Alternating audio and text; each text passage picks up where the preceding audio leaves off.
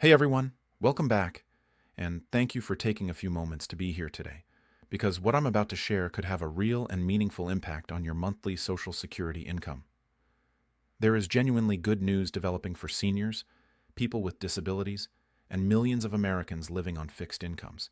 And this is not just talk or online speculation. An increase is coming.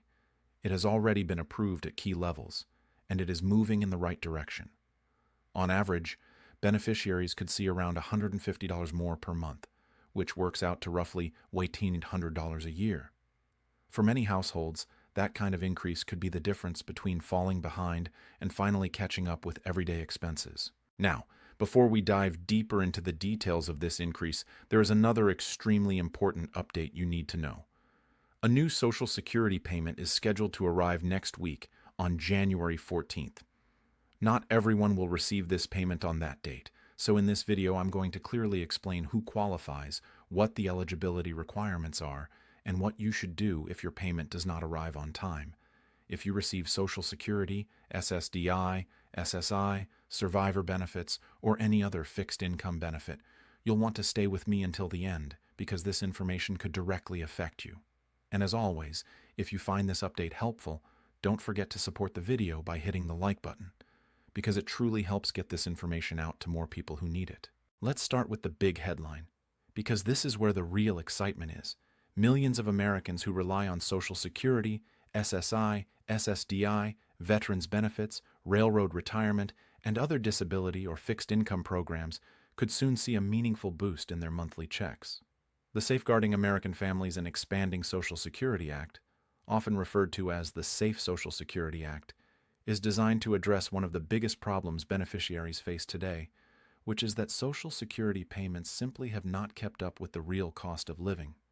Under this proposal, average monthly benefits would increase by more than $150, giving seniors and disabled Americans some much-needed breathing room. For years, beneficiaries have been saying the same thing. Social Security no longer reflects reality. Rent is higher, groceries cost more, utility bills keep climbing, and prescription drug prices remain painfully expensive. Yet the system used to calculate annual increases has failed to fully capture these pressures. The cost of living adjustment, commonly known as COLA, is based on a metric that tracks the spending habits of working Americans, not retirees. In simple terms, seniors are being measured by a yardstick that does not represent how they actually live or what they actually spend money on, and that disconnect has left millions struggling. That's why this moment feels different. For the first time in a long time, lawmakers are openly acknowledging that enough is enough. Seniors are the backbone of this country. They worked, paid into the system, and built the economy we rely on today. Social Security is widely recognized as the most successful safety net program in American history, and yet the people who depend on it the most have been falling behind.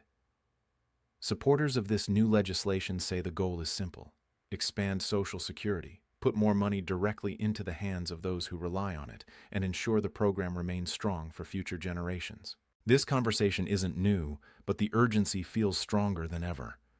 Not long ago, Senator Bernie Sanders reintroduced his Social Security Expansion Act, which called for a flat $200 per month increase for all 74 million recipients. That proposal alone would have transformed the financial reality for millions of households. However, that bill was blocked and never moved forward.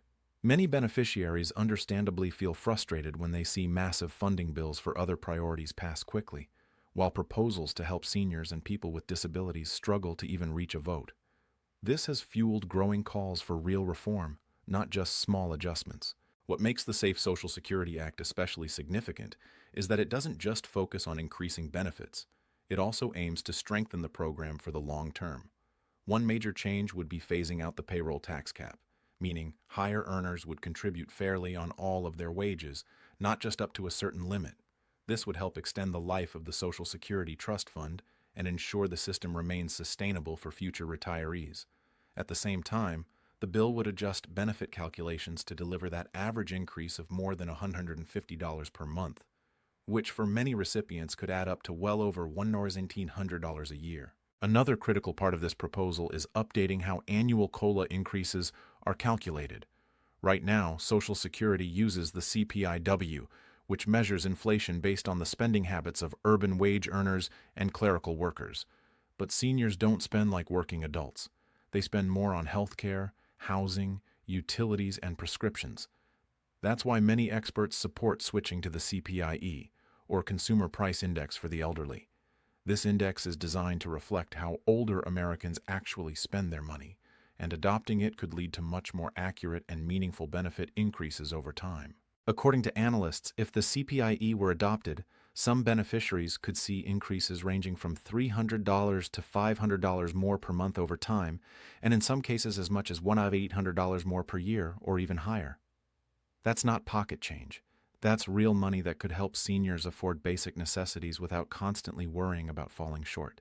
This is why so many advocates are pushing hard for this change and encouraging beneficiaries to make their voices heard.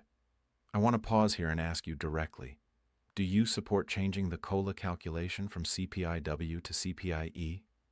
Do you believe Social Security should reflect the real cost of living for seniors and people with disabilities? If you do, let me know by writing "I support CPI-E" in the comments.